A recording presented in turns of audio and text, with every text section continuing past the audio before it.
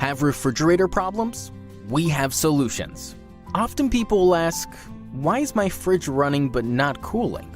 Or how do you know if your refrigerator compressor has gone bad? Why is it making a loud humming noise, and how much does it cost to repair a refrigerator? Sometimes, quick do-it-yourself tasks can save you a service call. Ask yourself when the last time was you vacuumed out the coil under or behind the fridge. This could solve your cooling problem.